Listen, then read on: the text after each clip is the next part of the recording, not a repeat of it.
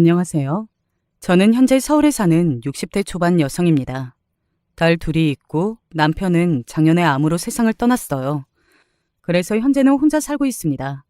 딸 둘은 둘 다 시집가서 아주 잘 살고 있고 말이죠. 저는 위로 오빠가 둘이 있어요. 오빠들과는 사이가 그다지 좋지는 않습니다. 뭐 어렸을 때는 나쁘지는 않았는데 엄마가 아프시고 나서부터는 급격히 안 좋아지기 시작했어요. 엄마가 아프신 게 10년쯤 됐으니 사이가 안 좋아진 것도 그쯤 되었겠네요. 오늘 이곳에 사연을 보내게 된 것도 저희 가족에 대한 이야기이기 때문에 제 가족 관계에 관해서 설명이 조금 필요하겠네요. 저희 집은 흔히들 이야기하는 땅 부잣집이었습니다. 아버지의 아버지의 아버지, 대대로 땅이 많은 지역의 유지였어요. 그 덕에 오빠들도 저도 부족함 없이 자랐고 또 평탄하게 살았습니다. 살면서 그다지 힘든 것도 역경 같은 것도 없었고 말이죠. 다들 공부도 잘했고 학교도 잘 나왔어요. 저도 그 시절에 대학 공부까지 다 마쳤으니까 말이죠. 당연히 조건 맞춰서 시집 장가들도 잘 갔습니다. 큰 오빠네는 오빠와 언니 모두가 의사고 작은 오빠는 대기업의 임원까지 올라갔다가 지금은 중견기업의 고문으로 들어가 있어요. 아시는 분들은 아시겠지만 그런 고문이 일은 많지 않은데 월급은 많은 보직이거든요. 정관 예우 같은. 그리고 저는 현재 대학 교수였어요. 남편이 그렇게 세상을 떠난 뒤 하고 싶은 거 다 하면서 살고 싶다고 생각했고 그래서 남편을 보내고 얼마 지나지 않아 그만뒀습니다. 앞으로 얼마나 더 살지는 모르겠지만 사는 동안에는 하고 싶은 거, 먹고 싶은 거 다 제약 없이 마음껏 하면서 살려고 말이죠. 그럴 만한 돈 정도는 있으니 내릴 수 있는 결정이었겠죠. 이런저런 생각을 하지 않고 평탄하게 하고 싶은 것을 하면서 살 수 있었던 것, 그리고 앞으로도 그럴 수 있는 삶을 살고 있는 것, 이 모든 것이 다 저희 집이 부자였기 때문에 가능했던 거겠죠. 그래서 저는 늘 감사하면서 살고 있어요. 그래서 그런지 오빠들이 자기 자신밖에 몰랐습니다. 이기적인 편에 속했어요. 가족보다 스스로 이익이 더 중요했고 결혼하고 나서는 자기 가족만 챙기고 뭐 그런 것들 때문에 사이가 점점 더 소원해졌죠. 원래 오빠들에게 정이 그렇게 많지도 않았었고 그나마도 살아오면서 다 떨어졌지만 그럼에도 불구하고 화가 났던 일들은 꽤 많습니다. 오빠들은 정말 필요할 때만 부모님을 찾았거든요. 평상시에는 연락 한 번 없다가 말이죠. 그래도 부모님이 가지고 계신 재산이 꽤 되긴 했기 때문에 막 부모님에게 막대한다든지 그러지는 않았습니다. 섭섭한 부분은 있었어도 그래도 말이죠. 하지만 10년 전 엄마가 암 판정을 받으시면서부터는 조금씩 달라지기 시작했습니다. 우리가 모시라고? 형이 큰아들이니까 당연한 거 아니야? 결혼할 때도 제일 많이 받아갔잖아. 그게 언제적 일인데 30년도 넘은 일을 아직 기억을 하고 있어? 30년이고 뭐고 형이 제일 많이 받아갔으니까 형이 모시는 게 맞지. 어머머, 도련님 그런 게 어딨어요. 그러면 어머님 돌아가시고 나서 재산도 저희가 제일 많이 가져가게 두실 거예요? 아니 그런 게 어딨어요? 그건 똑같이 나눠야죠. 동서, 그런데 우리 보고 모시라니? 그건 여태 받아가신 걸 이야기하는 거죠. 엄마가 없는 곳에서 아픈 엄마를 누가 모시느냐 이런 문제로 다투고만 있는 걸 보니 정말 기가 차서 말이 제대로 안 나오더군요. 사실 그 모든 이야기를 그대로 엄마한테 다 말하고 싶었어요. 저런 나쁜 자식들에게 재산 한 푼 챙겨주지 말라고 말이죠. 하지만 할 수 없었습니다. 엄마는 아팠고 저는 그런 엄마를 속상하게 하고 싶지 않았어요. 그리고 이런 이야기를 듣고 보면서 스트레스를 받으면 건강에도 더더욱 좋지 않을 것 같았고 말이죠. 그래서 저만 스트레스 받고 입을 꾹 다물었습니다. 내가 모실게. 그리고 제가 그렇게 이야기했었어요. 제 그 말에 오빠들이나 새언니들은 웃으며 저에게 말했습니다. 그래, 그럴래? 아무래도 딸이 낫지. 아가씨, 잘 생각하셨어요. 어머니 입장에서도 딸이 더 마음 편하지. 그러면서도 걱정하는 게 보였어요. 그런 모습이 너무 역겨웠습니다. 오늘 이야기는 어머니한테 안 할 거지? 제가 엄마한테 자기들이 돈 가지고 싸우는 걸 다 이야기할까봐 걱정하더라고요. 제가 한숨을 쉬며 말했습니다. 추한 싸움이었다는 거 아니, 다행이다. 안 해. 엄마 괜히 스트레스 받게 해드리고 싶지 않아. 그런 제 말에 오빠들이 욱한 듯 뭔가 더 말을 하려는 것 같았지만 제 심기를 혹여 건드릴까봐 참는 것 같았습니다. 그날 이후로 조금이라도 남아있던 정마저 다 떨어졌던 것 같아요. 차라리 남이 낫다는 말은 이럴 때 쓰는 거라는 생각이 들었습니다. 근데 형, 어머니가 걸린 암이 어떤 종류야? 나을 수는 있어? 아무래도 큰오빠가 의사이다 보니 작은오빠가 큰오빠에게 물었어요. 그때 엄마의 그 암도 큰오빠가 다니는 병원에서 한 거였거든요. 완치율은 낮은데 아무래도 나이가 있으시니까 진행은 느리게 될 확률이 커. 이런 경우에는 수술이나 그런 재력을 많이 요하는 치료보다는 추적 관찰하면서 진행 상태를 보는 게 나아. 보통 어르신들은 암 판정 받고도 치료 안 하고도 10년 가까이도 사시는 분들이 많으시니까. 그 큰오빠의 말에 작은오빠나 작은언니가 실망하는 듯한 얼굴을 했지만 저는 그렇게까지는 생각하고 싶지 않았습니다. 저는 그날 이후 엄마의 병에 대해서 모든 것을 알아보기 시작했어요. 저는 엄마가 이렇게 가시는 걸 원하지 않았습니다. 어렸을 때는 사춘기라는 이유로, 내 삶을 산다는 이유로, 그리고 나중에는 내 가족이 생겼다는 이유로 차일피일 미뤘던 엄마와의 시간이 너무 후회되고 가슴에 사무쳤어요. 있을 때 잘하라는 말은 이럴 때 쓰는 건가? 정말 매일이 후회였고 마음이 아팠거든요. 그래서 엄마를 이렇게 보낼 수는 없었습니다. 여보, 내가 이것 좀 찾아봤는데 한번 봐봐. 당시에는 남편이 살아있을 때였으니까 남편도 그런 제 마음을 너무 이해해줬거든요. 그래서 함께 엄마의 치료 방법을 찾던 때 미국의 어느 저명한 교수의 논문을 하나 찾아냈고 그곳에서 엄마와 비슷한 사례의 환자를 치료한 경험이 있다는 걸 알아낼 수 있었어요. 저희는 바로 엄마의 검사 자료를 미국으로 보냈습니다. 그리고 돌아온 대답은 상당히 희망적이었어요. 저는 눈물이 났었던 것 같아요. 치료 가능성이 있다는 메일을 받고 엄마를 설득했습니다. 엄마, 거기는 치료할 수 있다고 하잖아요. 그리고 엄마, 예전부터 미국에서 한번 살아보고 싶다고 했잖아요. 아무 연고도 없는 곳에 혼자 가서 외로워서 싫다.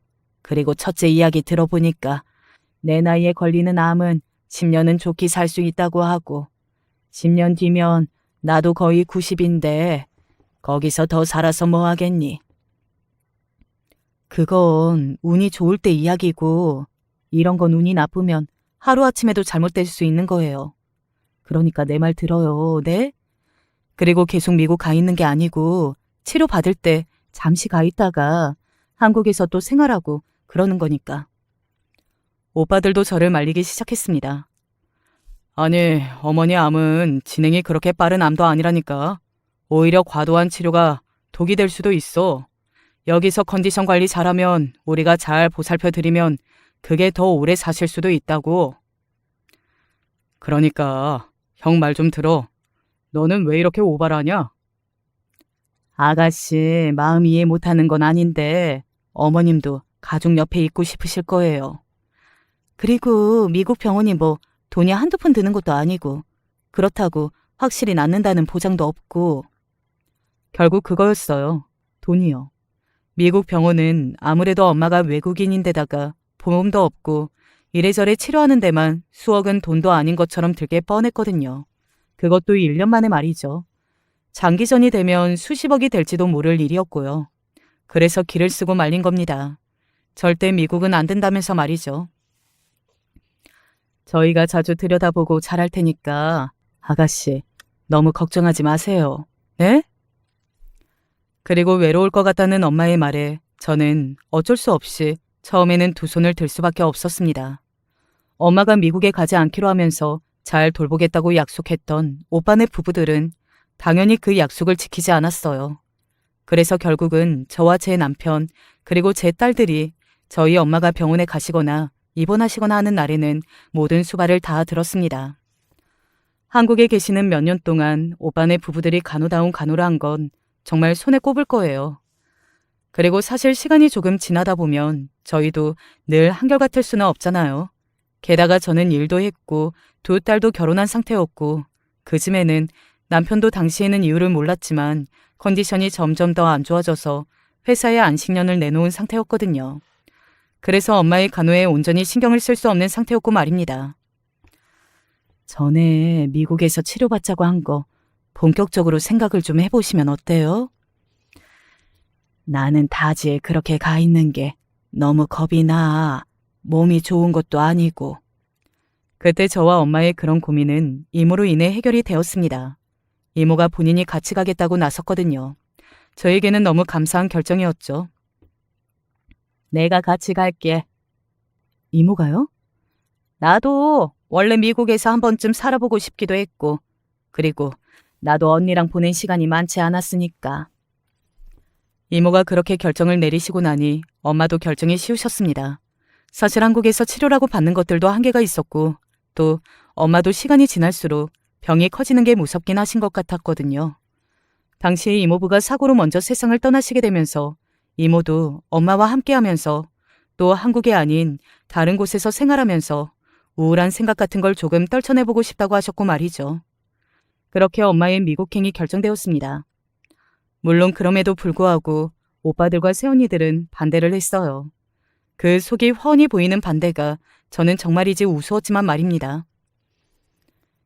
이제는 반대해도 소용없어. 엄마가 이미 가시기로 결정 내렸고 이모도 같이 가신다고 하니까 엄마 혼자 둔다고 걱정이 되니 아니니 그런 말들도 할 필요 없고. 설마 엄마가 저명한 의사한테 치료받는다는데 그 치료비가 아까워서 반대하는 건 아니지? 제가 전곡을 찔렀어요. 사실 그것 때문에 반대하는 걸 하늘이 알고 땅이 아는데 엄마 핑계를 대는 게 너무나 가짜났거든요. 제가 그렇게 바로 이야기를 하자 오빠들과 새언니들은 아무 말도 하지 못했습니다. 이모가 따라가기로 하면서 반대할 명분이 그들에게 아예 사라지기도 했고 말이죠. 지금 와서 다시 돌이켜 생각해봐도 그때 당시에 그런 결정을 해준 이모에게 너무 감사하네요. 그리고 그들이 하는 이야기를 들을 수 있었습니다. 다 같이 모이기로 한 날 제가 조금 늦게 도착했는데 실컷 그 이야기를 하고 있더라고요. 방문 밖에서 제가 듣고 있는지도 모른 채 말입니다. 희연이 걔는 대체 왜 그런 짓을 하는 거야? 어머니 나이도 있는데 거기서 치료받아서 더 살아봐야 몇 년이나 더 사신다고. 그러니까요. 왜 저렇게 오버하는지 모르겠어요. 누구는 엄마 없나? 그런데요, 형님. 미국에서 치료받는 거 정말 돈이 그렇게 많이 들어요? 당연하지. 여기랑은 수가 자체가 그냥 달라. 수십 배 아니 어쩌면 수백 배가 더 깨지는 거야. 그러면 거기에 계시면서 진짜 수십억을 쓰실 수도 있는 거네요. 그러니까 내 말이 그 말이야. 아가씨도 멍청하다니까요. 저렇게 어머님 재산을 치료받는데 다 쓰면 본인이 물려받을 것도 줄어드는 건데. 뭐 알고 있는 사실이긴 했지만 직접 당사자들의 입으로 들으니 더 역겹더라고요. 다들 본인 같은 줄 아나? 제가 멍청하다고 하면서 그런 이야기를 하는 게 웃겼습니다. 저는 그저 엄마의 재산보다 하루라도 더 엄마랑 함께 이 세상에 있는 것을 택했을 뿐인데 말이죠. 자기들이 그러니 남들도 다들 그런 줄 아는 게 기막혔어요. 그래도 저는 못 들은 척 했습니다. 괜히 시끄럽게 소란을 만들어서 엄마의 마음을 복잡하게 만들어드리고 싶지도 않았고 또 저런 인간들과 말을 섞으면서 제 감정이 더 상하고 싶지도 않았었거든요. 그래서 그날도 그냥 그 이야기는 못 들은 척했고 저에게 왜 그러냐, 그럴 필요가 있냐 하면 설득하려던 것도 다 못 들은 척했습니다. 그렇게 엄마의 미국행이 이루어졌어요. 끝까지 반대하던 오빠들과 새언니들은 엄마가 떠나신 뒤 저를 원망하는 듯한 말을 몇 번이나 더 했습니다. 하지만 뭐 자주 보지 않으니 그 정도는 한 귀로 듣고 한 귀로 흘릴 수도 있었어요. 엄마한테 너무 연락도 하지 않고 그런다는 거에 화가 나기는 했지만요. 하루는 엄마가 이러시더군요. 네 오빠들은 잘 사냐?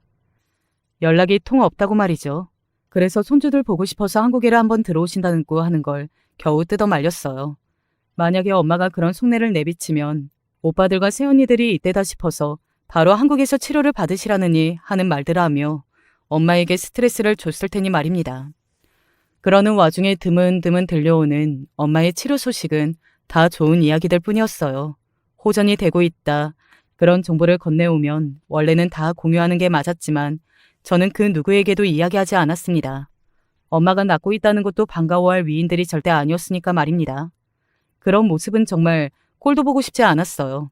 가끔 물어오긴 했어요. 엄마는 잘 계시지? 치료 과정은 공유를 좀 받고는 있어? 그러면 저는 그냥 시치미를 뗐습니다. 아직은 현상 유지 중인가 봐. 그런 이야기를 하면 큰오빠는 아주 당당해졌어요.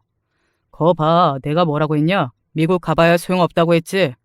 요즘은 한국도 정말 잘 되어 있어서 굳이 거기까지 그렇게 나갈 필요가 없다니까.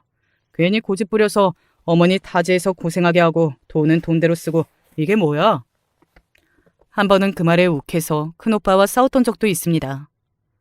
사실은 그 말이 하고 싶었던 거 아니야? 본심은 돈 아니냐고. 뭐? 큰오빠, 엄마 아프실 때 한국에 계실 때도 언제 한번 간호 제대로 한 적 있어? 맨날 바쁘다 바쁘다 하는데 우리 중에 안 바쁜 사람이 어디 있냐고. 그런 사람이 엄마 미국 간다는 말에만 이렇게 반응하는 게 돈이 아니고 뭔데? 이 기집애가 말 다 했어? 덜 했으면 어쩔 건데. 그렇게 크게 싸운 적이 있어요. 엄마한테 그런 이야기를 안 하는 건 순전히 엄마가 스트레스를 받고 상처받을까봐. 그래서 병이 더 깊어지기라도 하면 어떻게 하나? 그런 마음으로 참고 있는 거였는데 자꾸 그런 식으로 신경을 긁으니까 그렇게라도 터뜨릴 수밖에 없었습니다. 정말 소리를 지르면서 그렇게 이야기를 하고 나니 제 분은 조금 풀리기는 했어요. 다만 오빠들과 제가 거의 얼굴을 안 볼 정도로 사이가 좋지 않아지긴 했지만요. 그러는 사이 저희 남편이 아팠고 수술받고 치료도 했지만 너무 슬프게도 세상을 떠났습니다. 저는 남편을 그렇게 보내고 나서 엄마의 치료에 더 집착하며 신경을 썼던 것 같기는 해요. 저도 미국으로 자주 왔다 갔다가 했습니다. 엄마는 볼 때마다 안색이 점점 더 좋아져 있었어요. 미국행을 결심하기로 한 게 너무 다행이라는 생각이 들 만큼 말입니다. 근데 엄마가 어느 날 그런 말을 하더군요. 요즘 자꾸 모르는 번호로 전화가 와. 라고 말이죠. 처음에는 그냥 스팸 전화인가 보다 하고 넘겼는데 엄마가 계속해서 그런 이야기를 하시니까 신경이 쓰이긴 하더라고요. 그래서 알아봤습니다. 그랬더니 보험회사 번호였어요. 그리고 알아본 결과 저는 손을 덜덜 떨 만큼 엄청난 충격을 받았습니다. 종신보험이요? 네, 몇 년 전에 드신 것 같은데 모르셨어요? 어머님이 자식들 몰래 드셨나 보다. 엄마가 종신보험을 들었다고 하더군요. 제가 알기로는 엄마는 든 보험이 없었거든요. 그리고 저는 그때 처음 알았습니다. 암 환자도 종신보험에 들 수 있다는 사실을 말이죠. 그리고 엄마에게 물었지만 엄마는 여전히 보험의 비읍자도 모르는 상태였어요. 딱 그림이 나오더군요. 그렇게 돈돈 하던 인간들이 한 푼이라도 더 받아먹겠다고 벌인 짓이라는 걸요. 정말 환멸이 났습니다. 어떻게 아픈 엄마를 두고 그럴 수가 있는지, 그동안 받아 처먹은 걸로는 부족한지 말이죠. 오랜만에 따지러 갔어요. 엄마 이름으로 보험 들었어? 그게 뭐? 엄마가 죽을 병에 걸렸는데 보험 들 생각부터 해? 그거 시기 보니까 엄마 암 판정 받고 얼마 지나지 않아서 바로인 것 같은데 어떻게 자식이라는 인간들이 그럴 수 있어? 아니 아가씨 말이 좀 그러시네. 우리가 뭐 어디 어머니를 팔아넘긴 것도 아니고 범법을 저지른 것도 아니고 그냥 존재하는 서비스의 혜택을 좀 보자고 그런 것뿐인데 무슨 사람을 범죄자 취급을 해요. 저는 눈물이 날 것 같았습니다. 아무도 엄마를 걱정해주지 않은 것 같았어요. 엄마가 너무 불쌍하고 또 서럽더군요. 아무도 엄마를 걱정하지 않은 것 같으니까 그렇지. 엄마가 그렇게 아픈데 자식이라는 인간들이 그저 돈이 없어? 돈 없어서 죽은 귀신 들린 사람들도 아니고 있을 만큼 있고 누릴 만큼 누리고 또 배웠다는 인간들이. 제 말에 오빠들이 욱하더군요. 이게 막내라고 여동생이라고 봐주니까 오빠들한테 기어오르지? 아니, 아가씨는 정말 말을 너무 막 하는 것 같아요. 내가 말을 막 해요? 내가 정말 하나도 모를 줄 알아요? 엄마 미국 가기로 결정된 날 식당에서 나 조금 늦었을 때 그때 밖에서 무슨 이야기 하는지 다 들었어요. 미국 가면 돈 많이 드는 거 아니냐고. 그러면 재산이 줄어드는 거 아니냐고. 아가씨는 자기 목도 줄어드는 건데 멍청하게 왜 저러는지 모르겠다고. 제 말을 듣고 다들 멈칫하긴 하더군요. 그래도 그게 부끄러운 말과 행동이라는 건 아는 건지 말입니다. 하지만 그럼에도 계속 뻔뻔하게 나왔습니다. 아니, 어차피 돌아가실 분, 그 뒤에 남겨질 자식들 생각하는 건 당연한 거 아니야? 어머니 연세에 그렇게 죽자고 암 치료하시는 분 없어. 그래, 연세가 있으셔서 그렇게 하지 않으셔도 10년은 좋게 사신다던 형 말 못 들었냐고? 어머니 이제 곧 아흔이셔. 미국에서 그러고 계신 건 본인 욕심, 그 이상도 이하도 아니라고. 아가씨가 유난인 거예요. 다른 집 같았어 봐. 그래도 우리 집이니까 다들 가만히 있는 거지. 다른 집이었으면 다 들고 일어났어. 그런 말도 안 되는 뻔뻔한 소리를 하더군요. 저야말로 다 뒤집어 엎고 싶었습니다. 그럼에도 이 모든 상황을 엄마한테 이야기할 수 없는 게 저를 더 힘들게 했어요.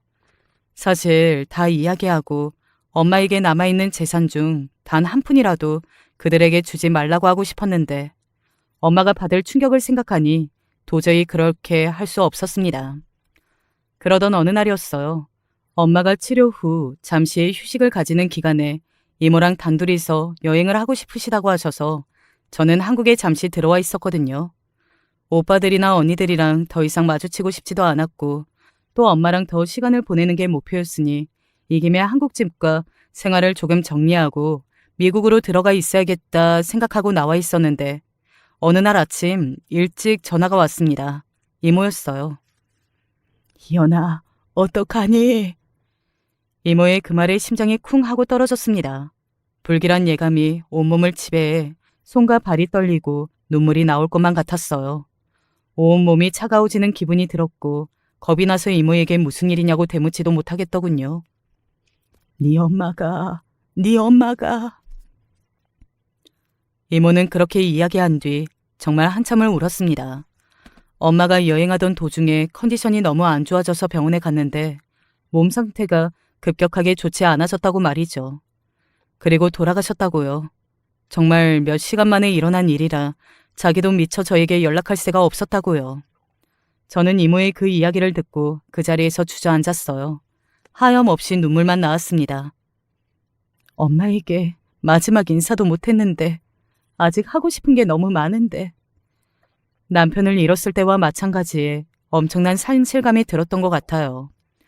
그렇게 한참을 주저앉아 울다가 이모에게 제가 수습을 하러 가겠다고 했습니다. 하지만 이모는 자기가 해서 갈 테니 너는 거기서 장례식을 좀 준비해달라고 하시더군요. 지금 와서 생각해보면 이상한 부분이 많았던 것 같기는 해요. 하지만 당시에는 엄청난 충격으로 그런 것들을 미처 생각할 겨를이 없었고 말이죠. 무엇보다 오빠들과 새언니들에게 알리기 너무 싫었던 것 같아요. 결국은 그들의 뜻대로 된 것 같아서 너무 화가 나고 분했습니다. 하지만 엄마가 마지막으로 가시는 길에 그래도 자식들 얼굴을 또 손자 손녀들의 얼굴을 봐야 하니까 정말 안간 힘을 다해서 꾹 참았던 것 같아요. 그리고 다 연락을 돌렸습니다. 아니나 다를까 그들은 기세등등했어요. 그러게 내가 뭘 했냐? 오히려 외국에서 그렇게 계시는 게 어머니 상태를 더 안 좋게 만들 수 있다고 했지? 아가씨, 우리를 그렇게 불효자처럼 몰아세우더니 정작 가장 큰 불효를 하신 건 아가씨 아니세요? 그러니까요. 형수님, 우리를 그렇게 천하의 불효자식 취급을 하더니 아마 아가씨 아니었으면 어머님은 더 사셨을지도 몰라요. 4명이서 저에게 그런 말을 하며 저를 엄청나게 탓하고 몰아세웠습니다. 하지만 저는 그 말에 반박할 힘도 또 그럴 생각도 들지 않았어요. 일단 엄마가 그렇게 돌아가신 게 너무 충격적이었고 너무 슬프기도 했지만 오빠들과 새언니의 말대로 저 때문은 아닌가. 만약에 엄마가 한국에서 치료를 받았으면 더 오래 사실 수 있지 않았을까. 이런 생각들로 죄책감이 들었거든요. 그래서 하염없이 울기만 할 뿐 별다른 말을 할 수가 없었습니다. 사실 결과만 놓고 보자면 그들보다 제가 더 큰 불효를 한 게 맞잖아요. 제 욕심으로 어쩌면 제 마음 편해지자고 엄마를 그렇게 만든 게 아닌가 하는 생각에 정말 다른 생각은 할 수조차 없었던 것 같아요. 그래서 이런 말을 하는 그들을 보면서도 뭐라 할 말이 없었습니다. 형님, 어머니 재산이 정확히 어느 정도인지 아세요? 대략 100억쯤 된다고 알고 있기는 해. 그만큼 쓰시고도요? 그니까 그 전에는 더 많으셨다는 거지. 하여튼 아가씨 때문에 되는 일이 하나도 없어요. 미국만 안 가셨으면 저희 몫이 적어도 10억은 더 있었을걸요. 그거 아가씨 거에서 까라고 하세요, 진짜. 그거 아마 어머님이 다 유언장 작성을 해두셨을 거라 우리가 어떻게 하지는 못할 거야. 그러면서 자기들끼리 저한테 더 주는 게 아깝니 아니니 그래도 자기들이 보험은 들어놓은 게 있다며 그때 똑똑하게 선택했다며 자화자찬하는 그 모습이 너무 역겨워서 차마 듣고 있을 수조차 없었습니다. 장례식장으로 엄마의 재산을 관리하던 변호사분이 찾아왔어요. 다들 모이셨으면 어머님 유언장 공개하겠습니다. 그리고 공개된 유언장의 내용은 재산을 공평하게 3분의 1로 나눈다는 것은 모두의 예상대로 같았지만 한 가지 달랐던 점이 있습니다. 그건 바로 100억대 재산인 줄 알았던 엄마의 재산이 그것보다 많았다는 것이었어요. 저만 빼고 모두 환호했습니다. 장례식장에서 그런 환호성이 터질 수 있다는 것도 저는 그날 처음 알았네요. 엄마 연세가 있으셔서 아무리 호상 소리를 한다고 해도 어떻게 그럴 수 있는지 아직도 의문이에요. 하지만 그런 분위기를 바꾼 변호사분의 말이 있었습니다. 사실 이것보다 더 많으셨는데 미국에서 상당 부분 지출하셔서. 그 말에 순간 분위기가 싸해지는 걸 느낄 수 있었어요. 아니 아가씨, 진짜 좋게 넘어갈래야 좋게 넘어갈 수가 없네. 지금 아가씨 때문에 이게 뭐예요? 네? 아니 얼마를 못 받게 된 거냐고. 희연이, 너 목 내놔라. 우리가 지금 너 때문에 원래 받을 돈을 이렇게 못 받아서 되겠냐? 어? 그래, 양심이 있으면 내놔야지. 네가 그 노인네 미국으로 가시라 꼬드긴 거 아니야. 이제는 어머니에서 아예 노인네가 되어 있더군요. 그들은 적게 받게 된 재산의 이성을 잃은 듯 보였습니다. 장례식장에 손님들이 힐끔거리는데도 사회적 체면이나 이런 건 돈 앞에 신경도 쓰이지 않는 듯 보였어요. 그래, 다 가져가라. 다 가져가. 저는 그렇게 힘없이 말했습니다. 정말 어떠한 욕구도 없었어요. 저들과 같은 형제라는 사실도 또 이 말도 안 되는 총극을 지켜보고 있어야 한다는 것도 너무나 큰 스트레스로 다가왔습니다. 당장이라도 그냥 엄마를 편하게 보내드리고 쉬고 싶었어요. 엄마 앞에서 저렇게 추한 모습을 보이는 자식들을 더 이상 봐주고 있을 수가 없었습니다. 너 진짜지? 진짜지? 김 변호사, 지금 희연이 얘 말 들었죠? 다 가져가라는 말 들었죠? 정말 이제 한심하게 그지없었습니다. 아니나 다를까 변호사도 그 두 사람을 굉장히 한심한 눈으로 바라보고 있었어요. 이 말만으로는 100% 법정 효력은 없고 서류 작업을 이라고 변호사가 이야기를 하는데 큰오빠가 말을 끊고 저에게 다가왔습니다. 너 얼른 각서라도 써, 얼른.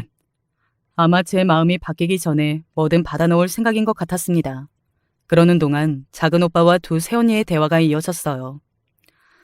저는 근데 진짜 10년을 사실 줄은 몰랐어요. 그건 우리도 몰랐어. 그냥 최대치를 이야기한 거지. 망할 노인네. 하여간 생명료도 더럽게 끈질겼어. 이제 저 100억은 다 우리 거지? 어머, 100억 아니라니까. 아, 맞다. 더 있지 참. 그 순간이었습니다. 내가 이 꼴을 보려고 미국에서부터 이렇게 날아왔구나. 그 소리에 모두 고개를 돌려 그렇게 말한 이를 바라봤습니다. 그리고 정말 모두가 그 자리에서 굳었어요. 그럴 수밖에 없었습니다.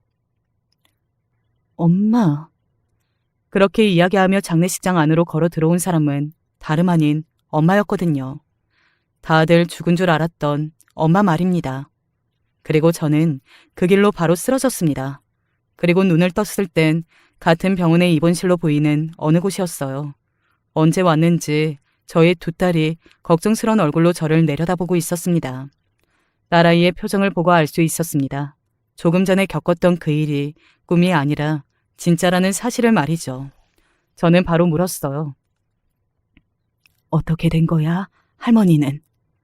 제 그 질문에 딸아이들은 서로 마주보고 있다가 이야기를 시작했습니다. 장례식장은 그야말로 난리가 났었다고 하더군요. 왜 아니겠어요. 모두 죽었다고 생각했던 사람이 멀쩡하게 두 발로 걸어서 자기의 장례식장에 들어왔는데 말입니다. 그리고 쓰러진 건 저뿐만이 아니라고 했어요. 두 새언니도 그 자리에서 정신을 잃고 쓰러졌다고 하더군요. 그들도 어지간히 충격이긴 했을 겁니다. 어쩌면 저보다 더 했을지도요. 아직 할머니가 어떻게 된 일인지는 다 이야기 안 하셨어. 엄마랑 숙모들 다 깨어나면 그때 말씀하신다고. 엄마 깨어나면 집으로 모셔오랬어. 그렇게 엄마의 집으로 갔습니다. 가끔 한국에 들어오셔서 한국에서 생활하셨기 때문에 한국 집을 아직 정리하지 않은 상태였거든요. 문을 열기도 전에 안에서 소리가 들려왔어요. 어머니, 정말 죄송합니다. 저희가 죽을 죄를 지었어요. 뭐라 이야기해도 화 안 풀리실 거 알지만 그래도 한 번만 용서해 주세요. 아들들 철이 아직 안 들었다고 생각하시고. 웃기는 소리하고 앉아들 있네 하는 생각이 절로 들었습니다. 나이가 60이 넘어서 뭐라고요? 철이 아직 안 들었다고 생각하고 봐달라고요? 저는 순간 너무 욱하는 마음에 문을 열고 집 안으로 들어갔어요. 그곳에는 소파에 무표정으로 앉아있는 엄마와 그 밑에 무릎을 꿇고 빌고 있는 오빠들의 모습도 보였습니다. 그래, 희연이 왔니? 엄마가 저를 보자마자 반색하며 자리에서 일어났어요. 그러고는 제 손을 꼭 잡고 울 듯한 얼굴로 말했습니다. 너한테까지 비밀로 해서 미안하다. 그래야 저것들이 완벽하게 속을 거라고 생각했어. 그게 무슨 말이세요? 제가 영문을 정말로 하나도 모르겠다는 얼굴로 물었습니다. 그런 저를 가만히 보던 엄마가 말을 시작했어요.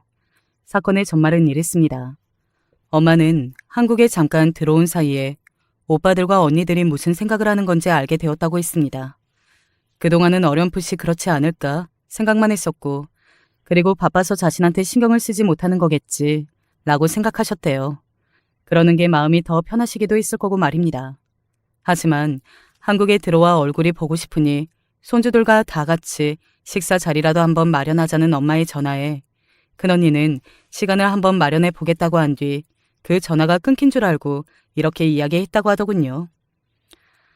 하여간 놓치네 바라는 것도 많아. 아니 그냥 있다가 조용히 들어가지. 뭘 그렇게 귀찮게 구는지 모르겠어. 미국 나가서 돈 쓰느라 우리한테 줄 재산 적어지는 것도 짜증나 죽겠는데. 아휴, 그냥 빨리 죽어버리고 돈이나 남겨주지. 뭘 그렇게 악착같이 더 살겠다고. 욕심만 많아서는. 엄마는 그때 큰언니의 그 말을 다 들었고 정말 엄청난 충격에 빠지셨다고 해요. 그리고 그 말을 잊을 수가 없었다고요.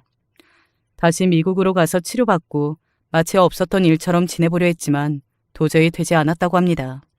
그러는 와중에 제가 한국으로 들어가고 나서 걸려오던 전화가 보험회사라는 것도 알게 되었고 자신 앞으로 여러 개의 보험을 들어둔 아들들을 알게 된 순간 참을 수가 없었다고요. 이런 고마움도 모르고 폐륜을 저지른 아들들에게 단 한 푼도 줄 수 없겠다고 말이죠. 그렇게 엄마는 이모에게 부탁해 이런 일을 벌이게 되었다고 말이죠. 그 과정에서 어쩔 수 없이 저에게까지 거짓말을 내 너무 미안하다는 이야기도 하셨습니다. 제가 이렇게까지 쓰러질 줄은 모르셨나 보더라고요. 나는 니들한테 한 푼도 못 주니까 그런 줄 알아라. 김 변호사는 다 알고 거기 간 거고 그곳에 있던 모든 대화 내용이나 상황들 다 녹음했으니까 니들은 정말 한 푼도 못 받게 될 거다. 엄마의 그 말에 큰오빠와 작은오빠의 얼굴이 사색이 되어 하얗게 질려가는 게 보였습니다. 그렇게 돈돈거리던 사람들이니 그 돈을 하나도 받지 못하게 되고 다 날리는 게 아마 세상에서 제일 두려웠겠죠. 어머니, 물론 화가 많이 나시고 저라도 그러겠지만 그래도 다시 한번 생각해 보세요. 그래도 저희가 아들인데. 네. 앞으로 어머니가 하라는 대로 다 하고 그리고 자주 찾아뵙고 저희가 정말 잘할게요. 그러니까 한 번만 용서해 주세요. 오빠들이 손이 발이 되도록 빌고 있는 사이 문이 벌컥 열리고 새언니들이 들어왔습니다. 그들도 이제야 정신을 차린 것 같더라고요. 그리고 빌고 있는 자기 남편들과 여전히 단호하게 무서운 엄마의 표정을 보더니 그 옆에 바로 무릎을 꿇었습니다. 그리고서는 손을 위로 들어 정말 말 그대로 싹싹 빌기 시작했어요. 그 장면이 어찌나 우스웠는지 몰라요. 찍어뒀어야 하는 건데 후회될 정도로 말입니다. 그리고 새언니들도 엄마가 어떻게 처음 의심을 했고 이런 일을 벌이게 됐는지 듣게 됐어요. 그 순간 작은 새언니가 큰 새언니를 향해 소리를 질렀습니다. 이게 다 형님 때문이라니까요? 저는 정말 그럴 생각이 없었는데 물이 잘못 들어서 그런 거예요. 어머니도 아시잖아요. 형님이 정말 성격이 장난 아닌 거. 아니 동서, 지금 내 탓하는 거야? 어머니가 장례식장에서 우리 대화 나눈 거 다 들으셨다는데 거기서 더 막말한 건 동서야.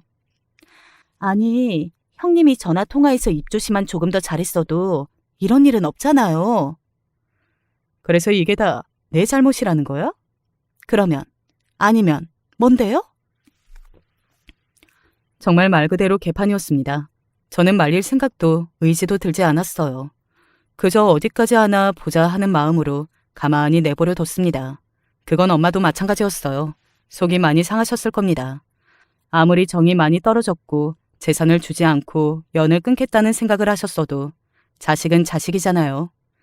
자식들이 자신의 앞에서 저러고 서로의 추함을 드러내며 싸우는 모습을 보는 게 부모로서 얼마나 슬픈 일이겠어요. 저도 부모라 엄마의 기분을 잘 알 것만 같았습니다. 엄마가 너무나 안쓰러웠어요. 물론 그 인간들은 그런 마음을 하나도 모르는 건지 더더욱 언성을 높여가며 서로의 탓을 하기 시작했지만 말입니다. 이 사람 말이 맞죠.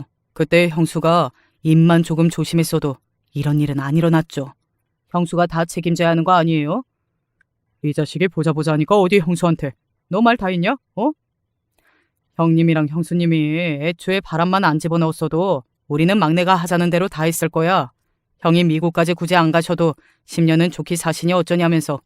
미국은 돈도 많이 들고 하면서 우리한테 바람 넣었잖아.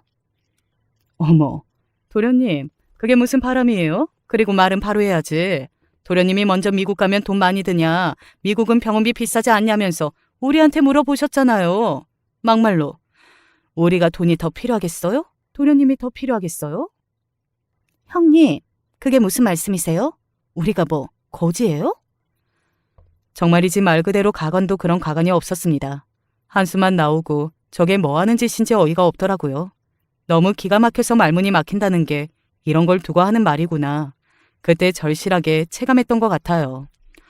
그런 답도 없는 두 부부의 싸움을 가만히 지켜보던 엄마가 드디어 입을 열었습니다. 엄마의 헛기침 소리에 일순간 모두가 입을 다물었어요. 정말이지 순식간에 정적이 흐르고 조용해졌습니다.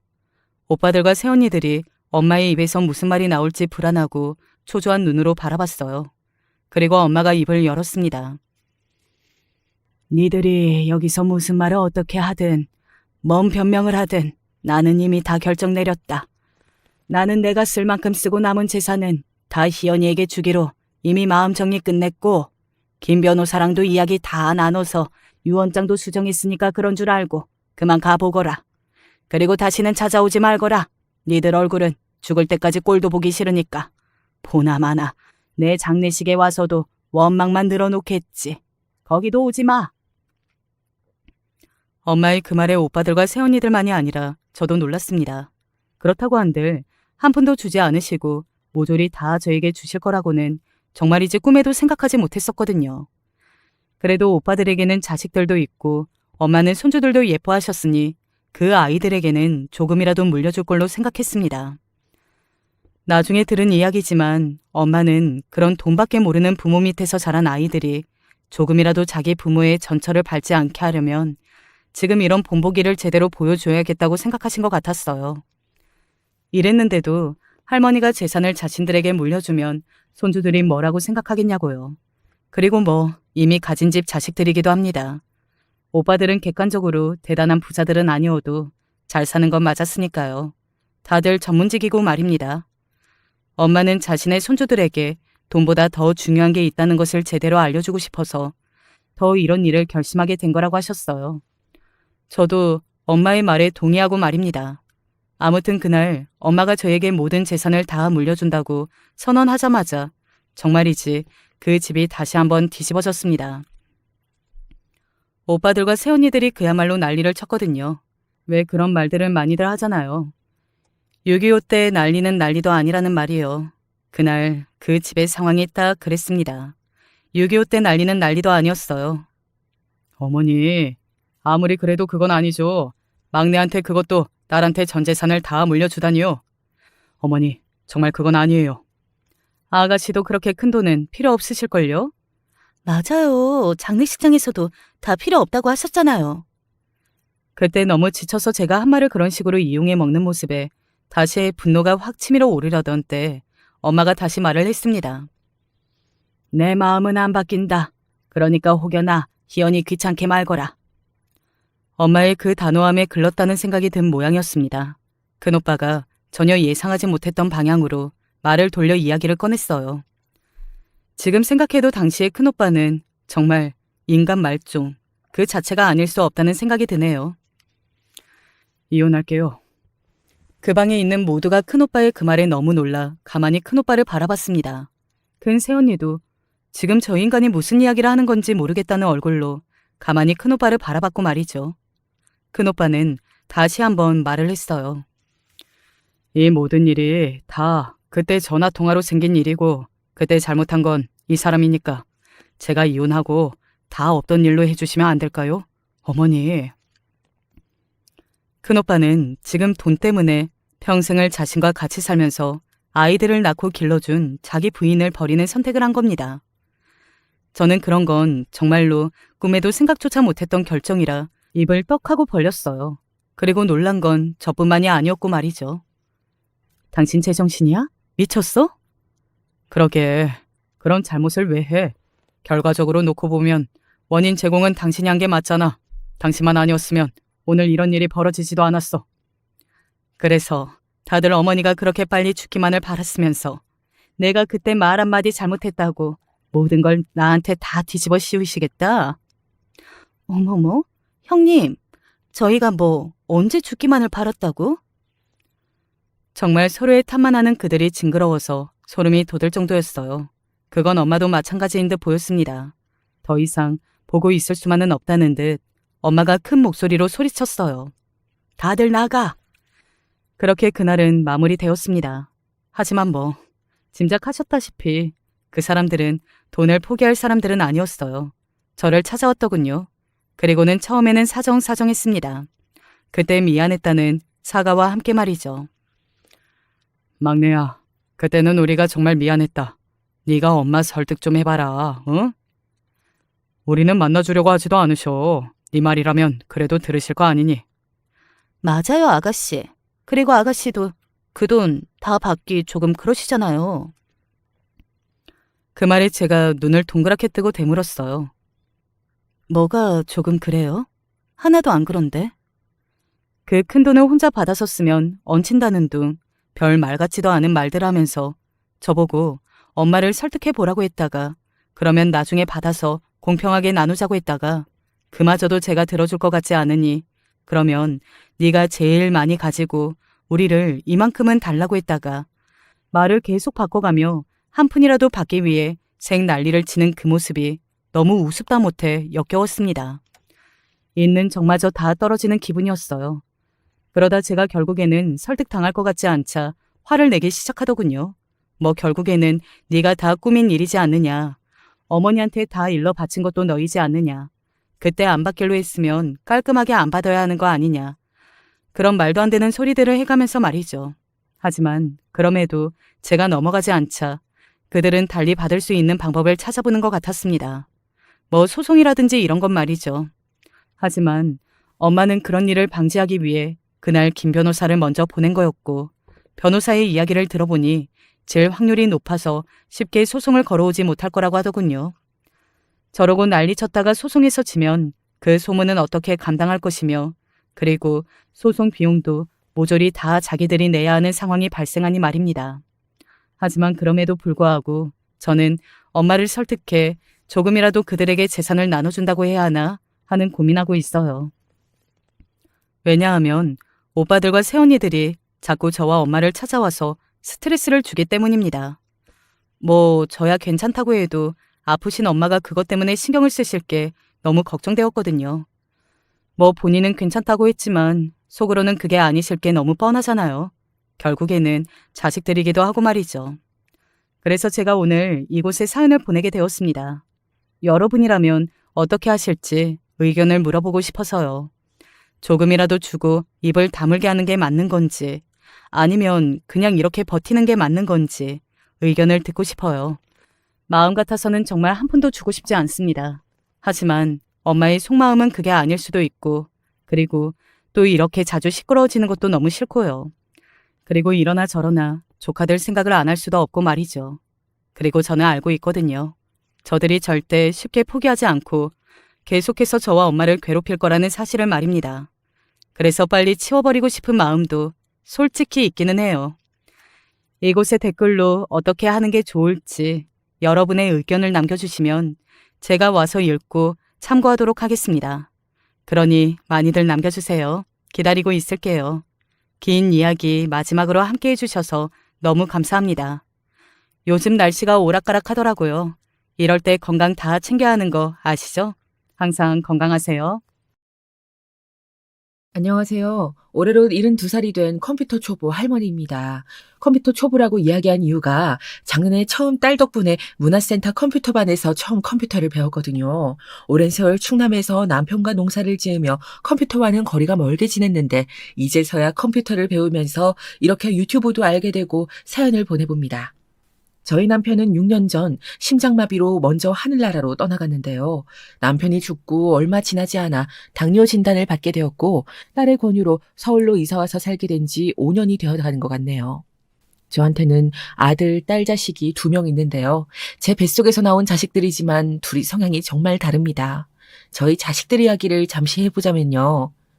첫째 아들은 올해 나이가 47살이 되었는데 애처가입니다. 결혼하고 엄마는 안중에도 없고 아내밖에 모르는 바보 천치예요.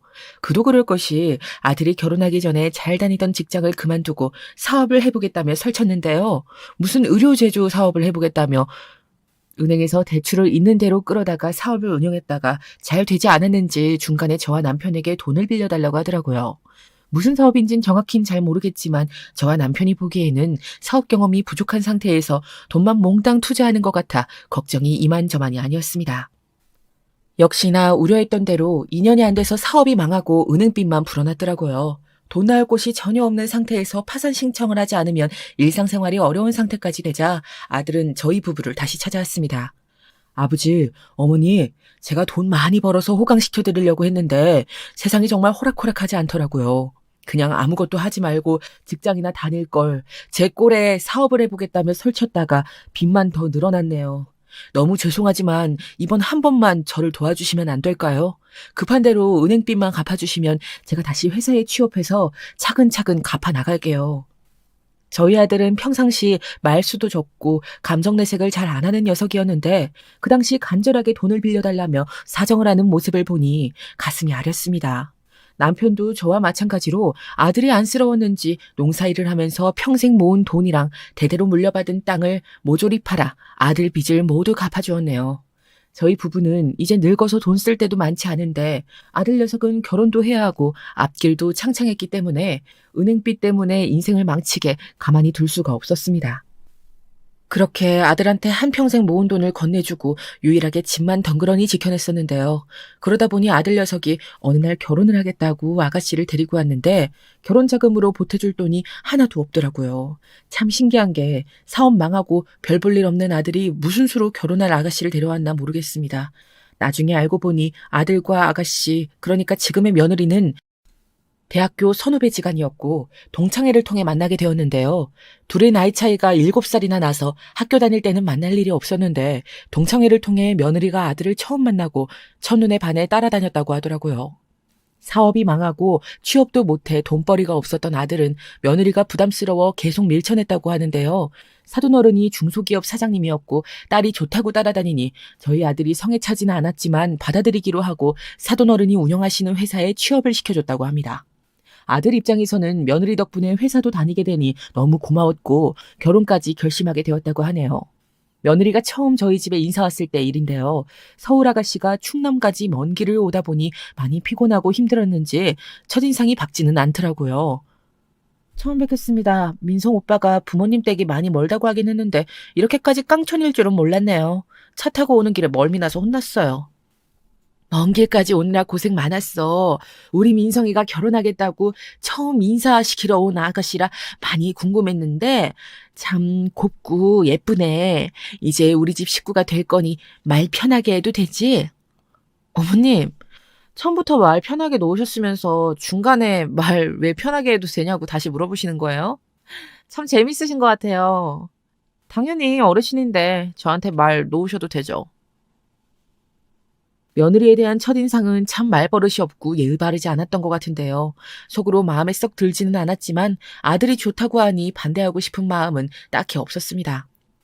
저희 부부는 오래전부터 자식들이 결혼할 때 가슴에 못 박는 일은 만들지 말자고 다짐을 했었고, 사랑하는 사람과 결혼할 수 있도록 지지해주자고 마음 먹었거든요. 그런데 며느리는 집안이 풍족해서 그런지 첫 만남부터 겸손하지 못하고 자신감이 넘쳤습니다.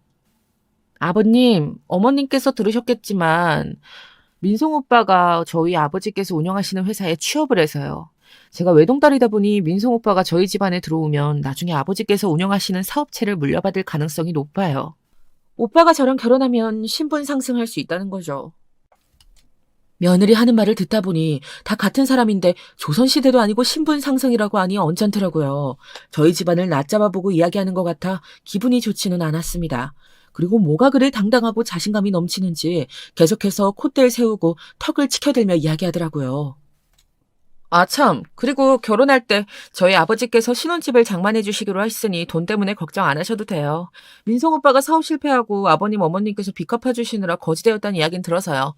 민성 오빠도 그것 때문에 저하고 결혼하는 걸 계속 부담스러워 하던데 제가 감수하고 결혼하는 거니 괜찮아요. 예비 시댁을 보고 거지라니 참 싹수가 없지 않나요? 그 당시에는 며느리가 20대 중반의 어린 나이였는데 철이 없어서 그렇게 말하려니 하고 그냥 넘어갔습니다. 무엇보다 가진 것 없는 저희 아들이 좋다며 아버지 회사에 취업시켜준 것도 모자라 신혼집까지 알아서 마련하겠다고 하니 세상에 이런 신부감이 어디에 있나 싶더라고요. 아들이 결혼하고 저희랑 같이 살 것도 아니고 자기 가정 꾸려서 사는데 행복하다고 하면 그걸로 족하다고 생각하며 결혼을 허락해 주었네요. 그런데 그렇게 아들이 결혼하고 나니 철저하게 대릴 사위가 되었는데요. 가진 것 없이 처갓댁에 얹혀서 모든 걸 지원받다 보니 아들 녀석은 며느리가 되먹지 못한 말을 해도 입도 뻥끗 못하더라고요. 아내한테 꽉 잡혀서 사는 모습을 보니 안쓰럽긴 하지만 저희 집안이 사돈댁에 비해 많이 기울다 보니 어쩔 수 없는 상황이라고 생각하게 되었네요. 저희 며느리는 결혼할 때부터 시댁 눈치를 전혀 보지 않더니 결혼하고 나서도 정말 본인이 아쉬울 때만 전화를 하고 평상시 전화 한 통을 잘 하지 않는답니다. 저도 충남에 있을 때는 하루 종일 밭에 나가서 일을 해야 하기 때문에 전화를 잘 받질 못해서 며느리가 저한테 연락하는 걸 크게 신경 쓰질 않았는데요. 아들 녀석도 마찬가지로 연락을 잘 하지 않으니 며느리한테 섭섭하더라도 뭐라고 할 수 없는 노릇이더라고요. 그런데 딸하고 사이는 매일같이는 아니더라도 자주 연락하고 안부도 묻고 하다 보니 아들 내외와 비교가 되었습니다. 며느리는 어쩌다 연락을 하거나 만나게 되면 쌀쌀맞게 대하고 살갑지 않다 보니 결혼하고 지낸 지 15년 정도가 되었는데도 가족 같은 느낌이 잘 들지 않고 친근함이 하나도 없었는데요. 반면 저희 딸과 사위는 아들 내외와는 달리 다정다감하고 살가운 편입니다. 딸은 올해로 45세가 되었는데 며느리보다 5살이 많아요. 그래도 며느리가 손윗사람이다 보니 항상 존대하고 먼저 다가가 말을 건네는 편이랍니다. 그런데 항상 옆에서 지켜보면 며느리가 저를 대하듯이 딸에게도 살갑게 대하지 않다 보니 길게 대화를 하지 못하고 서로 친해지기가 어려운 모양이더라고요. 딸은 직업이 간호사인데 어려서부터 부모 속을 썩이지 않고 혼자 열심히 공부해서 자수성가했습니다. 사실 넉넉지 않은 살림이라 딸은 고등학교까지만 공부시키고 아들만 대학교에 보내주려고 했는데요. 딸이 직접 동네 어르신들께 일거리를 받아 돈을 차곡차곡 모으더니 그 돈으로 입학금을 마련해서 대학교에 들어갔네요. 그 이후로도 공부를 열심히 해서 장학금을 받으며 대학교를 졸업한 것 같습니다. 대학병원에서 간호일을 하다가 의사 사위를 만나 결혼하게 되었는데 사위가 또 진국입니다. 첫째 아들이 결혼했을 때와 마찬가지로 딸이 결혼할 때도 결혼자금을 보태주지 못했는데요. 사돈댁이 경제적으로 여유가 있기도 하고 사위가 그동안 모아둔 돈이 있어 신혼집 마련하는 데 큰 어려움이 없었습니다. 저희 집이 여러모로 기우는 조건이기는 하지만 결혼하고 나서 지금까지 사위는 며느리처럼 저희 부부를 업신여기거나 무시한 적이 한 번도 없는 것 같아요. 도리어 친부모님처럼 저와 남편을 알뜰살뜰하게 잘 챙기고 살갑고 애교 많은 사위였는데요. 저희 딸이 그런 사위를 만나 결혼을 하게 된 게 큰 복이라고 생각이 들 정도니까 제 핏줄은 아니지만 사위는 친아들처럼 생각하고 잘 지내고 있습니다. 제가 이렇게 사연을 보내게 된 계기는 사실 며느리와의 갈등 때문인데요. 그동안 있었던 이야기부터 풀어나가자면요. 충남에 있을 때 남편을 떠나보내고 나서 크게 농사짓던 땅을 줄이고 장날에 밖에 내다 팔 정도로만 농사를 짓고 살았습니다. 매달 아들 내외와 딸 내외가 30만 원씩 용돈을 주고 있었기 때문에 사실 혼자서 살기에는 경제적으로 어렵지 않았는데요. 자식들한테 받은 돈들은 나중에 손주들 용돈으로 주려고 차곡차곡 모으고 있었고 어쩌다 손주들이 집으로 놀러오면 고스란히 용돈도 내어주곤 했습니다. 그리고 시장에 내다 팔기에 모양이 삐뚤하고 안 예쁜 채소들은 모아서 서울에 있는 아들, 딸 집에 공평하게 보내주었는데요. 모양만 이상할 뿐이지 농약도 거의 뿌리지 않고 자연 그대로 상태에서 키운 유기농 채소들이라 먹는데 전혀 이상이 없었습니다. 어느 날 애호박과 가지를 따고 있는데 그해 비도 적절하게 내리고 햇볕도 쨍쨍해서 채소가 싱싱하고 탐스럽게 열렸더라고요. 그래서 장날에 내다 팔 채소들만 미리 추려놓고 아들, 딸 집에 보낼 채소를 고르고 있었습니다. 그 당시 며느리가 셋째를 임신하고 있었는데 아무래도 시중에 판매하는 채소보다는 이렇게 시골에서 유기농으로 키운 채소를 먹는 게 더 몸에 좋을 것 같아 딸한테 보낼 채소보다 더 많이 박스에 담아서 택배로 보냈는데요. 며칠 후 택배를 받았는지 며느리에게 전화 한 통이 오더라고요. 어머님은 제가 이미 아들을 둘씩이나 낳았는데 셋째가 딸이라고 해서 많이 못마땅하셨나 봐요. 다짜고짜 이상한 소리를 해대는 며느리의 말에 당황스러웠는데요. 도대체 무슨 뚱땅지 같은 소리를 하는 게냐. 내가 보낸 채소들은 잘 받았고 그거 농약 거의 안 친 유기농 채소니까 식구들하고 맛있게 요리해서 잘 챙겨 먹어야 한다. 뱃속에 있는 우리 손주 생각해서 내가 박스에 정성스럽게 골라서 담은 거니까 너무 오래 뒀다가 버리지 말고 꼭 다 먹어야 해. 제가 언제 뚱딴지 같은 소리를 하는 거 보셨어요? 딸이라 예쁘게 태어나길 고대하면서 그동안 과일도 예쁜 것만 골라 먹고 있었는데 어머님께서 못난이 채소를 잔뜩 보내주셔서 깜짝 놀랐잖아요. 어머님께서 아들이 아니라 딸이라서 일부러 못난이 채소만 골라서 보내주신 거라 생각했는데 아니었나 봐요? 채소 모양이 어떻게 하나같이 다 예쁠 수가 있나요? 판매할 채소를 제외하다 보니 아무래도 채소 모양이 구부러지거나 뚱뚱하거나 못나 보일 수는 있지만 그래도 그나마 모양이 예쁜 걸로 골라서 보내준 거였는데 며느리가 오해를 했는지 비꼬면서 이야기하더군요. 예, 사람 얼굴이 다양하듯이 채소 모양도 각기 다른 것인데 어떻게 예쁘게 생긴 애들만 골라서 담아줄 수가 있겠니? 모양은 안 좋더라도 몸에 좋은 거니 그런 거 신경 쓰지 말고 식구들하고 잘 챙겨 먹거라. 아까 말씀드렸잖아요. 뱃속에 있는 아기가 딸이라서 예쁜 것만 보고 예쁜 채소만 먹어야 한다고요. 어머님께서 보내주신 거니 성의를 봐서 저는 안 먹더라도 애들 아빠하고 애들한텐 잘 챙겨 먹일게요.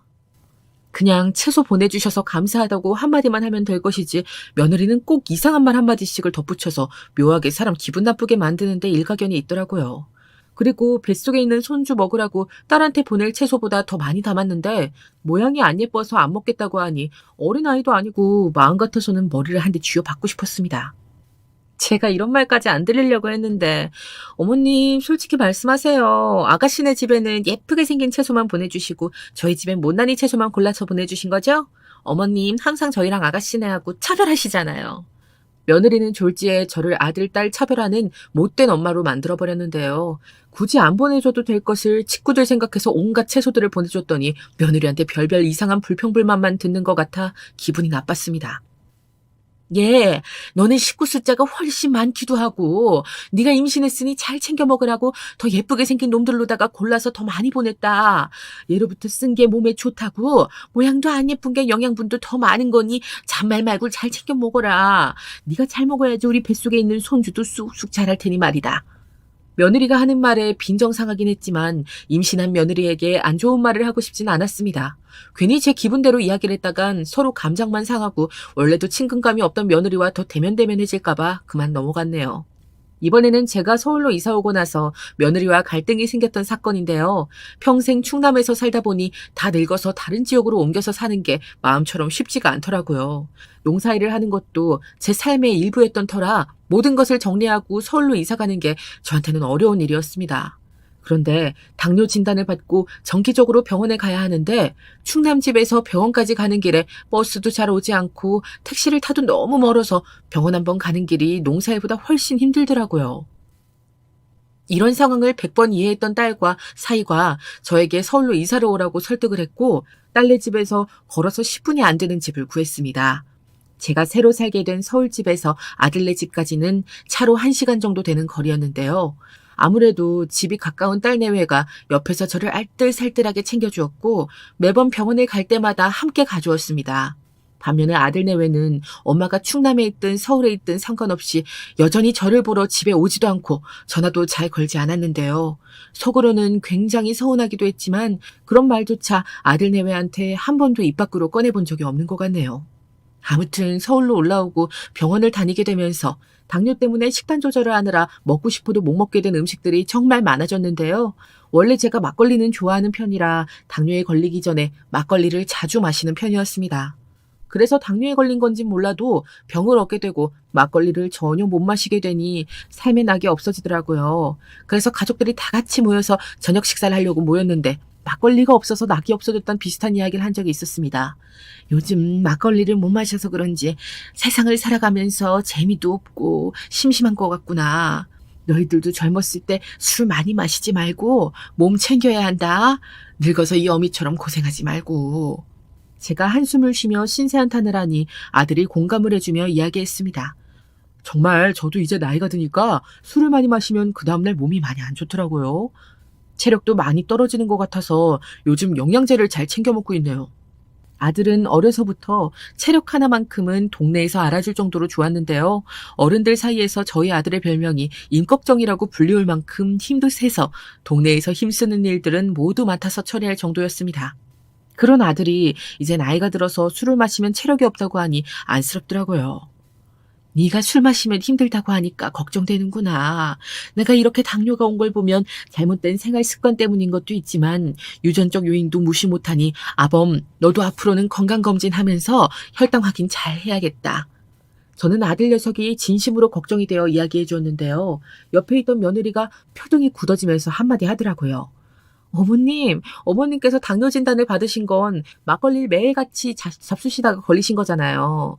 그런데 왜 멀쩡한 오빠한테 마치 나이가 들면 무조건 어머님처럼 당뇨가 걸릴 것처럼 말씀하시는 거예요? 유전이라고 해서 반드시 병에 걸리는 것도 아닌데 오빠가 당뇨에 걸리는 게 기정화된 사실인 것처럼 말씀하시니 옆에서 듣고 있자니 기분이 나쁘네요. 아들이 걱정돼서 꺼낸 말을 갖고 기분이 나쁘다며 며느리가 저한테 따지고 드는데 일부러 시비를 거는 싸움닭이 따로 없었습니다. 예, 그냥 노파심에서 한 말을 가지고 굳이 이렇게 따지고 드니 내가 할 말이 없구나. 아범도 유전적인 영향을 생각하면 당뇨에 걸릴 위험이 있으니 조심하라는 의미에서 이야기한 거지. 저는 매번 그렇듯이 며느리가 잘 알아들을 수 있도록 좋게 이야기를 해주었는데요. 뭔가 마음에 안 든다는 듯이 인상을 찌푸리며 말을 이어나갔습니다. 그건 그렇고 어머님 잡곡밥 하셨네요. 아시는 것처럼 민혁이가 흰밥만 먹어서요. 잡곡밥은 따로 덜어내고 흰밥으로 새로 밥할 테니까 그릇 좀 주세요. 저희 첫째 손주가 밥을 먹을 때면 이상하게 흰밥만 먹었는데요. 어려서부터 흰밥만 먹었던 걸 까맣게 잊고 잡곡밥을 해두었는데 며느리는 그게 마음에 안 들었나 봅니다. 제가 당뇨 환자이다 보니까 흰밥보다는 잡곡밥이 혈당 지수가 낮아 좋다고 해서 해둔 것이었는데 며느리는 시어머니 생각은 전혀 하지도 않고 본인 자식 먹일 생각에 저한테 쌀쌀맞게 이야기하더라고요.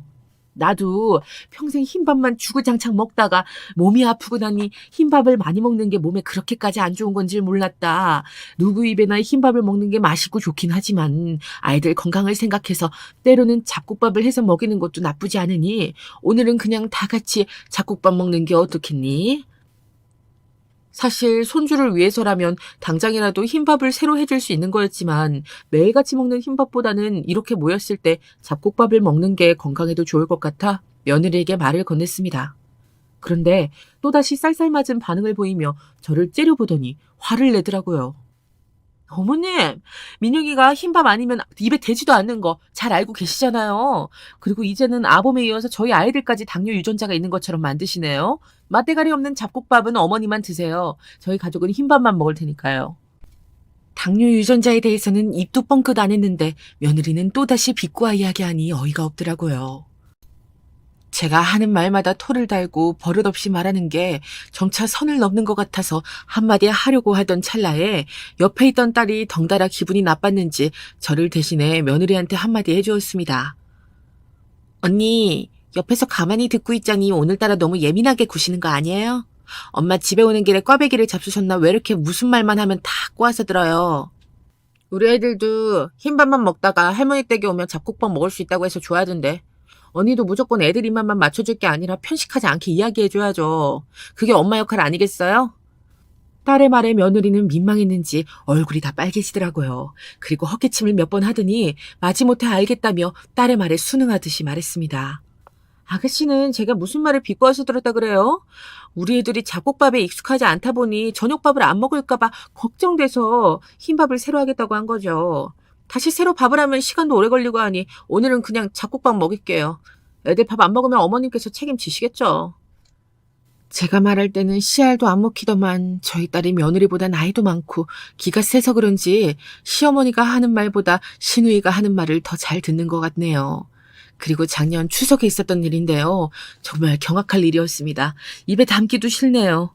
제가 나이가 있다 보니 명절엔 음식을 많이 하지 않고 가족들 먹을 음식만 간단히 준비해 놓는 편입니다.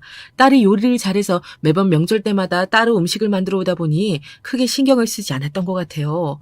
작년 추석 때는 딸이 꽃게탕을 만들어서 저희 집으로 왔는데요. 손주들까지 식구가 많기 때문에 넉넉하게 꽃게탕을 만들어 왔습니다. 반면에 며느리는 보통 명절 당일에 와서 아무것도 하지 않고 실컷 먹기만 하다가 친정집으로 갑니다. 지난 추석 때는 심지어 허리디스크가 왔다면서 꼼짝달싹도 하지 않고 소파에 앉아서 아이들과 함께 텔레비전만 보고 있더라고요. 요즘 젊은 며느리들이 배째라식으로 시댁에서 일도 안 하고 빈둥댄다고 하더니만 우리 며느리를 두고 하는 말임에 틀림이 없었습니다. 점심시간이 되자 저희 딸이 집에서 만들어 온 꽃게탕을 끓이고 제가 만든 나물무침을 밑반찬으로 상을 차렸는데요. 음식을 만든 것도 아니고 그렇다고 상 차리는 걸 도와준 것도 아닌데 며느리가 상 차림을 보더니 저희 딸한테 한 소리 하더라고요. 아가씨, 상 차림이 이게 뭐예요? 차린 게 없어서 먹을 것도 없네. 작년에는 갈비찜이니 양념게장이니 이것저것 많이 만들어 오셔서 친정집에 넘어갈 때 싸갈 수 있어서 좋았는데 이번엔 싸갈 음식이 하나도 없네요. 사실 딸이 병원에서 일을 하다가 손목을 크게 다치는 바람에 요리를 할 수 있는 상황이 아니었는데도 가족들과 한 끼 맛있게 먹기 위해 꽃게탕을 만들어 온 것이었는데요. 그런 딸의 수고스러움도 모르고 며느리가 그런 소리를 해대니 입을 틀어막고 싶더라고요. 언니, 뚫린 입이라고 그런 말씀하실 거면 그냥 조용히 앉아서 드시기만 하세요. 매년 명절 때마다 얻어먹기만 하고 결혼하고 한 번이라도 음식 만들어 오신 적 있으세요? 엄마 집에 와서도 간단한 밑반찬 하나 만드는 거 옆에서 거둔 적도 없으면서 아무것도 안 하는 사람이 너무 뻔뻔하시네요. 저희 딸도 며느리가 하는 말에 빈정이 상했는지 며느리 말에 기분이 나쁘다며 표현을 했고 며느리도 양심이 있으니 그냥 하는 말이라고 웃어 넘어갔습니다. 그리고 한참 식사를 하고 있는데 딸이 저한테 꽃게 등딱지에 알을 모두 긁어내어 밥과 함께 양념을 해서 저한테 건네주더라고요. 사실 꽃게 등딱지는 어른들이 먹기엔 귀찮기도 하고 아이들이 밥 비벼주면 좋아하니까 딸이 일부러 등딱지를 버리지 않고 치즈와 계란을 넣어 맛있게 꽃게탕을 끓여 놓았던 건데요. 아이들이 하나씩 먹고 마지막 한 개 남은 걸 저한테 챙겨주더라고요. 엄마, 매일같이 식단 조절하신다고 실컷 드시지도 못하는데 마침 꽃게 등딱지가 하나 남는 김에 밥이랑 비벼서 드리는 거니까 맛있게 드세요. 명절인데 이번만큼은 식단 조절 때문에 스트레스 받지 마시고 맛있게 먹기로 해요. 이서방이 옆에서 혈당 체크하면서 관리 도와드릴 테니까요. 꽃게 등딱지가 뭐라고 딸이 저한테 챙겨주면서 하는 말에 감동을 받아 눈물이 핑 돌았습니다. 이 귀한 걸 늙은 어미가 먹어도 되는 건지 모르겠더라. 아유, 예전에 너희 아빠 살아계실 때는 아빠가 바깥일 하느라 귀한 건 먼저 챙겨드려서 엄마까지 먹을 차례가 오지도 않았었는데 우리 딸 덕분에 이렇게 귀한 걸 얻어먹고 참 고맙다. 예전에는 저도 철없이 엄마가 챙겨주는 걸 그저 먹기만 했었는데 이제 와서 돌이켜보니 엄마는 늘 저희가 먹다 남은 반찬만 드셨던 것 같네요. 이제는 맛있는 게 있으면 엄마부터 먼저 챙겨드릴 테니 많이 드시고 건강하세요. 딸이 이렇게 저한테 먹을 걸 챙겨주면서 옆에 딱 달라붙어서 안아주니 새삼 기분이 이상하더라고요. 나이가 들어도 여전히 제 눈에는 어린 딸처럼 보였는데 어느새 커서 엄마를 이렇게 챙겨주니 뿌듯하고 고마웠습니다. 식사를 하면서 이렇게 훈훈한 분위기를 계속 이어갔다면 좋았을 텐데요. 갑자기 며느리가 분위기 파악 못하는 말 한마디로 찬물을 끼얹더라고요. 어머님 말씀대로라면 꽃게 등딱지가 주인을 잘못 찾아간 것 같은데요. 시아버님께서 바깥일을 하시느라 귀한 음식을 먼저 드신 거라면 지금은 시아버님께서 돌아가신 마당에 아범이 이 집안의 가장인데 아범한테 등딱지가 갔어야 하는 거 아닌가 싶어서요. 며느리의 말에 입맛이 뚝 떨어져 먹고 있던 등딱지를 식탁에 내려놓았는데요. 시어머니가 등딱지 먹는 게 그렇게까지 안 입고 왔는지 며느리가 그런 말을 하니 등딱지를 들고 먹고 있던 제 모습이 민망하게 느껴지더라고요. 그리고 옆에 있던 사위가 싸해진 분위기 상황을 수습하려고 있는 말 없는 말을 모조리 꺼냈습니다. 형님이 워낙 효자라서 등딱지는 형님이 먹는 게 아니라 어머님께서 드시기를 바랄 거예요. 그리고 귀한 음식 있으면 당연히 이 집안의 가장 어른이신 어머님께서 먼저 드시는 게 맞는 거죠. 사위는 며느리의 말에 본인이 다 민망한지 저를 보며 괜시리 웃으면서 이야기를 했는데요. 그때 며느리가 가만히 있으면 중간이라도 갈 텐데 또다시 막말을 퍼부었답니다. 무슨 소리예요. 우리 식구들은 어른이고 아이고 너나 할 거 없이 등딱지 환장하고 잘 먹는데 평상시 없어서 못 먹는 음식인데 이렇게 다 같이 먹을 기회가 왔을 때 먹으면 좋은데 생각해보면 등딱지를 넉넉하게 준비하지 않은 아가씨가 잘못했네요. 참나 집안에 돈도 많으신 분들이 밖에서 등딱지 사 먹으면 되지 이런 날 엄마한테 등딱지 드린 걸 가지고 무슨 호들갑이에요. 내가 그동안 새언니한테 하고 싶은 말이 있었는데 이 상황에서 한마디 해야겠네요. 예전에 엄마가 충남에 계실 때도 그렇고 지금 같이 서울에 있을 때도 한 번이라도 엄마한테 진지는 잘 잡수셨냐고 안부 연락이나 말 한마디 건네드린 적 있어요? 저는 그저 속으로만 며느리한테 섭섭했지 입 밖으로 꺼낸 적이 한 번도 없었는데요. 딸은 이때가 기회다 싶었는지 그동안 쌓였던 속마음을 털어놓기 시작했습니다. 그리고 아들까지 싸잡아서 저를 대신에 한 소리 하더라고요. 아니다. 새언니는 우리 엄마가 배 아파서 낳은 자식도 아니니 그렇다 치고 오빠는 대체 뭐 하는 사람이야? 아들이면 아들답게 굴어야지. 엄마가 먼저 전화하기 전에 오빠가 먼저 한 적이나 있어? 오빠가 이러니 새언니까지 엄마를 무시하고 막말을 해야 되지. 언니는 시어머니께 어디서 배운 버르장머리로 항상 말대꾸하고 말을 비꼬는 거예요? 집안의 가장 큰 어른한테 먹을 걸로 무한이나 주고 아이들 앞에서 부끄러운 줄이나 아세요? 아가씨, 듣다 보니 말이 너무 심하네요. 어디서 배운 버르장머리라니요? 손윗 사람한테 이렇게 행동하는 건 버르장머리 있는 행동인 건가요? 그리고 아가씨 말대로 오빠가 어머님한테 연락도 일절 안 하고 보살펴드리지도 않았는데 제가 며느리란 이유만으로 오빠를 대신해서 대리 효도하는 이유라도 있나요? 아가씨나 어머님한테 실컷 효도하면서 지금처럼 잘 지내세요. 괜히 우리한테 이러지 말고. 저는 이번에도 평화적으로 해결하려고 했는데 며느리가 딸에게 하는 말을 듣고 있자니 도저히 가만히 있을 수가 없었습니다. 딸이 저를 위해서 며느리에게 한 소리 해주었는데 며느리가 딸까지 무시하는 것 같아서 열불이 나더라고요. 예, 내가 그동안 너한테 싫은 소리 안 한다고 해서 우습게 본 모양인데 모든 게 다 우리 가족 행복하자고 싸우지 말자고 그랬던 거지. 네가 예뻐서 가만히 있었던 게 아니다. 어디서 감히 시어머니 무서운 줄 모르고 허구한 날 말대꾸하고 하나밖에 없는 시누이까지 무시를 해. 어서 네 시누이한테 미안하다고 말하지 못해? 시누이가 없는 말 지어낸 것도 아니고 하나부터 열까지 맞는 말만 골라서 했건만 아무런 잘못도 안 한 사람 마냥 모르쇠야. 저는 결혼하고 처음으로 며느리를 다그쳤는데요. 며느린 저한테 어떤 막말을 하더라도 유순하게 넘어갔던 시어머니인데 화를 내며 한 소리 하니까 속으론 많이 놀랐는지 눈이 휘둥그레지더라고요.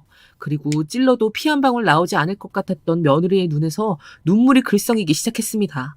본인 나름대로 억울한 게 있는지 저희 아들한테 딱 붙어서 또다시 그 작은 눈으로 저를 째려보기 시작하더라고요. 어머님, 아가씨가 딸이라고 아가씨 편에 서서 저를 다그치시는 거예요? 손윗 사람한테 버르장머리 없이 대들고 막말한 아가씨야말로 저한테 잘못한 거 아닌가요? 제가 뭘 그리 잘못했다고 죄 없는 사람 면전에 두고 그렇게 화를 내세요.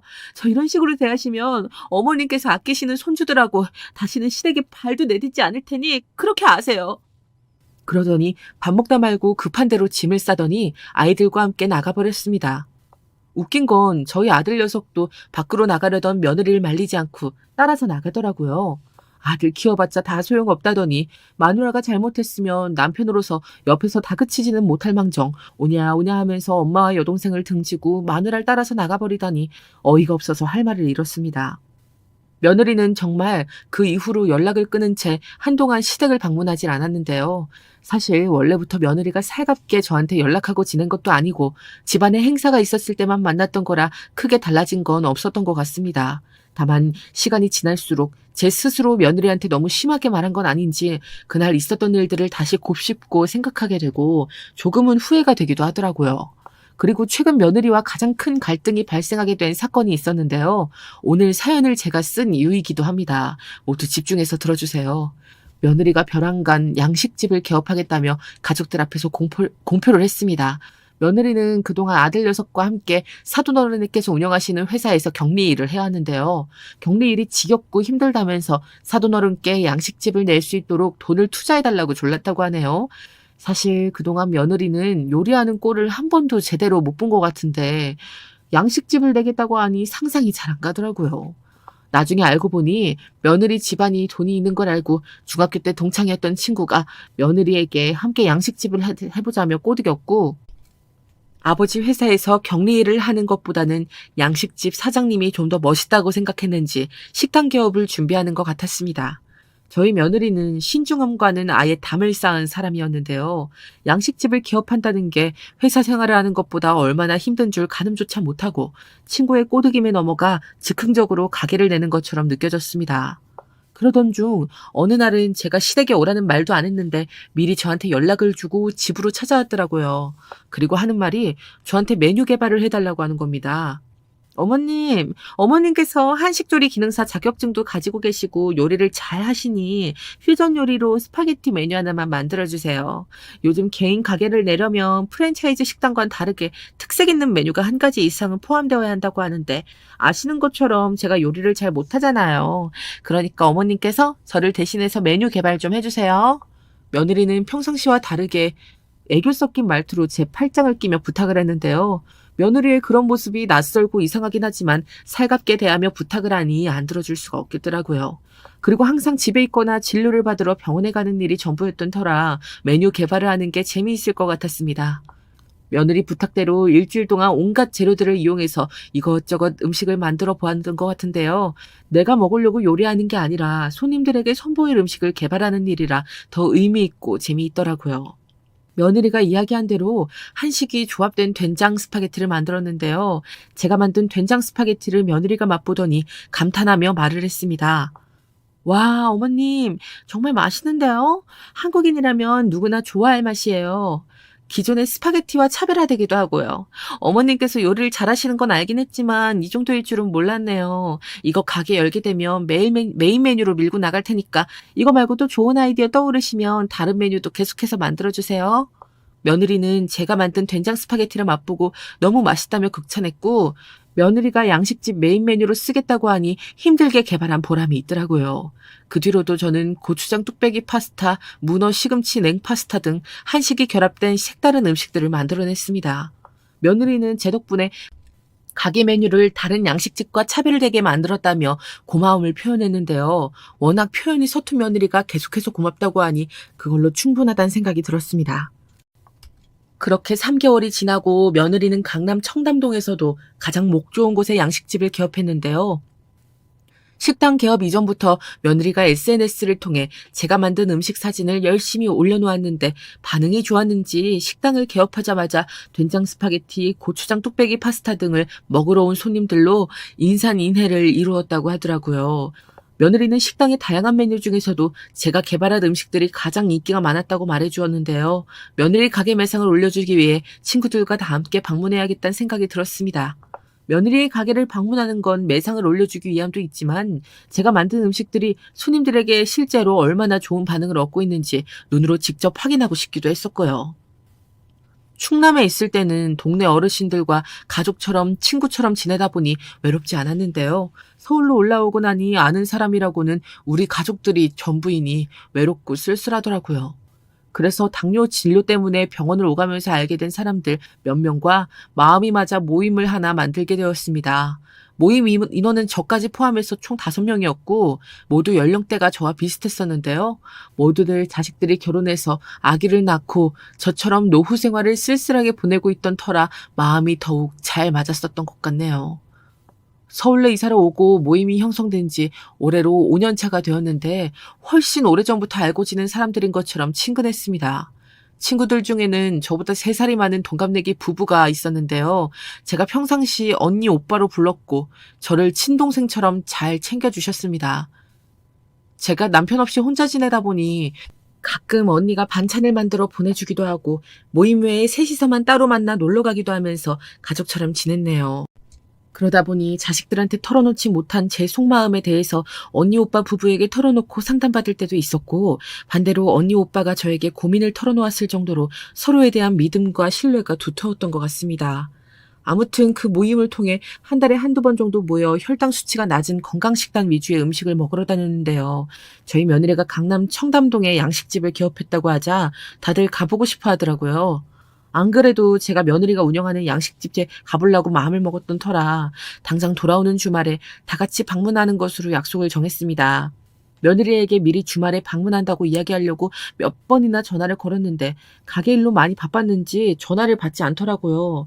그래서 어쩔 수 없이 며느리와는 연락을 서로 주고받지 못한 채 주말에 친구들과 양식집에 방문하게 되었습니다. 예전에 며느리가 알려준 주소대로 식당을 찾아가니 강남 청담동에 위치한 양식집이라 그런지 외관부터가 번쩍번쩍하는 게 고급스러워 보이더라고요. 시간대가 점심을 먹기엔 약간 이른 오전 11시 정도였는데 식당 안은 이미 손님들로 꽉 차 있어 앉을 자리조차 없었습니다. 식당에 앉아있는 손님들을 관찰해 보니 대부분 20, 30대였고 제가 개발한 된장 스파게티와 고추장 뚝배기 파스타를 하나씩 주문해서 맛있게 먹고 있더라고요. 그러면서 여기저기에서 여기 음식 맛있다 하며 이야기를 하는데 뿌듯하게 느껴졌습니다. 자리가 나지 않아 식당 입구에서 친구들과 서성이고 있는데 잠시 주방에 들어갔던 며느리가 그제야 나와서 저와 친구들을 발견했습니다. 저는 며느리가 저를 보고 당연히 반겨줄 거라고 생각했는데요. 예상과 다르게 며느리는 저와 친구 무리를 보자 얼굴이 굳어지더라고요. 그리고는 저에게 다가와 이야기했습니다. 어머님, 여긴 어쩐 일이세요? 그것도 주말에 한창 바쁠 때 이렇게 불쑥 찾아오시면 어떡하세요? 여기 앉아 계시는 손님들은 보면 대충 아시겠지만 저희 식당에 주로 오시는 분들이 20, 30대 젊은 분들이시어서요. 어머님께서 친구분들하고 함께 오신 것 같은데 어르신이 식당에 있으면 젊은 사람들이 잘 안 들어오려 그래요. 그리고 무엇보다 놓치는 냄새가 나면 매출 떨어지니까 얼른 다른 데 가서 식사하세요. 여기서 문 앞에서 계속 서성이시면서 장사 망치지 마시고요. 며느리는 노인들이 오면 안 되는 식당이라며 저희를 내쫓는 것 마냥 손사래를 치며 밖으로 나가라고 문까지 열어주었는데요. 저는 친구들까지 데리고 온 마당에 며느리가 식당에서 내쫓으니 굉장히 당황스럽고 체면을 구기는 것 같았습니다. 실컷 친구들에게 며느리가 운영하는 식당이라고 제가 만든 음식들이 판매되고 있다며 자랑을 해놔서 다들 멀리까지 찾아온 건데요. 식사 한 끼도 제대로 못하고 쫓겨나다니 아무리 생각해도 말도 안 되는 상황인 것 같았습니다. 손님은 다 같은 손님인데 나이 든 사람들은 물을 흐리니 식당 밖으로 나가라는 며느리의 말이 상처로 와닿기도 하더라고요. 예, 내가 친구들한테 며느리가 강남 청담동에서 양식집을 개업했다고 얼마나 자랑했는 줄 아니? 다들 기대하고 멀리까지 와주었는데 놓치는 냄새 나면 매출 떨어진다고 식당에서 나가라고 하는 게 말이 되니? 간이 배 밖으로 나오지 않는 이상 어떻게 놓친다라는 표현을 입 밖으로 꺼낼 수가 있는 건지 도무지 이해가 되지 않는구나. 나는 그렇다 치고 멀리까지 와준 귀한 분들에게 고맙다며 자리를 마련해주질 못할 망정 이렇게 하대를 하니 내가 얼마나 체면이 구겨지겠니? 그러니까요. 저한테 하대받고 싶지 않았음 처음부터 방문하지 말았어야죠. 다른 놓친 애들까지 어머님께서 이렇게 식당으로 끌고 오시면 제가 얼마나 당황스러웠겠어요? 어머님께서는 제 입장에 대해서는 전혀 생각하지 않으세요? 미리 연락을 주셨다면 제가 당장에 식당으로 오지 말라고 말씀드렸을 텐데 어머님께서 자초한 일을 가지고 저한테 체면 세워달라 하시면 어떡하세요? 놓친 애들 식당 안으로 들였다가 식당 이미지 떨어지고 손님 끊기면 책임지실 거예요? 어쩌면 다들 사람들 많은 앞에서 시어머니를 대놓고 무시하고 막말까지 늘어놓을 수 있는 것인지 부끄러워 혼났습니다. 그리고 저한테 식당 메뉴 개발해달라며 알랑방귀 낄 땐 언제이고 이제 와서 필요 없어지니 예전에 그랬던 것처럼 저를 무시하고 낮잡아 보더라고요. 가슴이 두근거릴 정도로 화가 치밀어 올라와 있었는데요. 그런데 그 순간 친구 중 한 명이 어느샌가 망치를 가져와 식당 창문을 깨 부수었고 저를 포함해 모든 사람들이 깜짝 놀라 기겁을 했습니다. 망치로 창문을 깨부순 사람은 바로 3살 많은 동갑내기 부부 중 오빠였는데요. 평상시 굉장히 점잖고 차분한 사람이 그런 모습을 보이자 다른 사람 같아 보였습니다. 그리고 오빠가 씩씩거리며 화를 내면서 저를 대신해 며느리에게 쏘아붙이더라고요. 어디서 감히 시어머니한테 놓친 내니 뭐니 막말하면서 내쫓아? 평상시 명순이한테 듣긴 했지만 실제로 보니 아주 그냥 개차반이 따로 없구만. 어른 공경도 할 줄 전혀 모르고 말이야. 여긴가 어딘 줄 알고 그따위 말과 행동거지로 장사를 해먹으려고 하는 거야. 당장 여기서 짐 챙겨서 나가. 오빠가 고함을 지르자 안 그래도 창문이 깨져 깜짝 놀랐던 손님들이 하나같이 우리들을 쳐다보며 집중하기 시작했습니다. 아니 어디서 또 미친 노인네 한 명까지 식당으로 쳐들러와서 이 난리를 치는 거야. 저기요 할아버지, 여기가 어디게는요. 여기 엄연히 제가 운영하고 있는 식당이고 기물 파손에 이어 고함까지 지르면서 영업방해하고 있는 건 할아버지예요. 여기서 짐 챙겨서 나가야 할 사람은 제가 아니고 할아버지라고요. 나이만 처먹어서 귓구멍이 막히셨나. 제 이야기 무슨 말씀이신지 아셨으면 당장 여기서 나가세요. 며느린 말도 안 되는 이 상황이 어이가 없고 화가 났는지 소리를 지르며 맞대응했고, 오빠는 물러서지 않고 다시 말을 이어갔습니다. 내가 누군 줄 모르고 그따위 말을 계속 짓거리는 것 같은데 나 여기 건물주야. 그러니까 창문을 깨든 고함을 지르든 내 건물에서 내 맘대로 하는 거니까 신경 쓰지 말고 위약금 물어줄 테니 당장 나가. 오빠가 건물주라니 전혀 모르고 있었던 사실이었는데요. 제가 이래저래 깜짝 놀라 정신을 못 차리고 있으니 언니가 옆방에서 제 어깨를 붙잡아주며 안아주더라고요. 며느리도 오빠가 건물주라는 말을 듣자 어안이 벙벙해져 있다가 정신을 다시 차렸는지 태세 전환을 하며 말을 바꾸기 시작했습니다. 정말 이 건물 주인이세요? 그럴 것 같았으면 미리 저한테 말씀을 해주시지 그랬어요. 그러면 당장에 자리를 마련해서 모셨을 텐데 험한 꼴 보여드려 죄송합니다. 제가 식당 개업하고 정신이 없어서 별의별 이상한 소리를 한 것 같은데 노여움 푸세요. 그리고 식당 개업한 지 한 달도 채 안 됐는데 이제 와서 나가라뇨. 여기 창문 깨진 건 제가 알아서 처리할 테니 한 번만 봐주세요. 며느리는 머리까지 조아리며 잘못했다고 빌었고, 그런 모습을 보고 있자니 한숨이 나왔습니다. 그래도 우리 집안 식구인데 돈이 뭐라고 저렇게까지 빌고 있으니 한심하기 짝이 없더라고요. 나는 내가 한 말은 다시 뒤집지 않는 사람이야. 그러니까 헛소리 집어치우고 당장 나가. 그리고 명순아, 이제는 내가 내 정체를 밝혀야 할 때가 온 것 같구나. 네 남편이 나 하나밖에 없는 소꿉친구이자 내 생명의 은인이야. 네 남편 명섭이랑 어려서부터 한 동네에서 형제처럼 지내왔는데 어느 날 내가 계곡에 빠져 허우적대고 있을 때 명섭이가 한치의 망설임도 없이 나를 구해줬었단다. 그때 명섭이한테 평생 은혜 갚으면서 살겠다고 결심했었는데 우연히 병원에서 만난 게 너였다니. 네 이야기를 들으면서 명섭이가 네 남편이란 걸 알게 되었고 얼마나 반가웠나 몰라. 앞으로는 나랑 아내가 너를 진정으로 친동생처럼 보살펴 줄 테니 걱정하지 말아라. 저는 오빠의 이야기를 듣고 그 자리에서 오열을 했습니다. 평상시 의지하고 지냈던 오빠가 남편의 둘도 없는 소꿉친구였다니 믿어지지가 않더군요. 그리고 하늘에 있는 남편이 지금의 제 생활을 가엾게 여기고 오빠와 언니를 보내준 것 같아 눈물이 앞을 가렸습니다. 모든 이야기를 듣고 있던 며느리는 다급하게 저한테 다가왔고 제 팔을 붙잡으며 잘못했다고 빌기 시작했는데요. 어머님, 아까는 제가 철이 없어서 막말을 한 거니 한 귀로 듣고 한 귀로 흘려 내보내세요. 놓친다라고 말씀드려서 정말 죄송해요. 여기 부모님께서 있는 돈 없는 돈 다 끌어다가 차려주신 식당이라 그렇게 못 그만둬요. 제발 저기에 있는 저 할아버님한테 대신해서 잘 좀 말씀드려 주세요. 며느린 뻔뻔스럽게 저에게 매달려 부탁했고 저는 그런 며느리의 손을 뿌리치며 이야기했습니다. 내가 돈 없고 힘없다고 무시할 때는 언제고 이제 와서 나한테 매달리는 거냐? 돈 없다고 사람 무시하고 그러는 거 아니다. 여기 식당에서 쫓겨나는 건 네가 벌인 행동으로 인한 죗값을 치르는 것이니 나한테 얘기해봤자 다 소용없다. 원래부터 나한테 연락은 안 했지만 앞으로는 서로 남인 것처럼 지내자꾸나. 나도 이제 더 이상 가족의 평화는 안 지키련다. 너를 내 가족처럼 생각하고 그동안 품어왔는데 네 진 면모에 대해 알았으니 이제는 안 만나고 안 보련다. 저는 그렇게 며느리에게 말을 하고 친구들과 함께 밖으로 나왔습니다. 그동안 며느리에게 당했던 일들을 생각하니 묵은 체증이 다 내려가는 듯한 기분이 들더라고요. 정말 그 이후로 아들 내외와는 일절 연락도 하지 않고 만나지도 않고 지내고 있네요. 항상 며느리 눈치 보느라 나이 먹어서 기도도 못하고 살았는데 오빠와 언니 부부 때문에 모든 것들을 잘 해결한 것 같습니다. 남은 인생은 저만 생각하면서 행복하게 살아가려고 합니다. 긴 사연 읽어주셔서 감사합니다.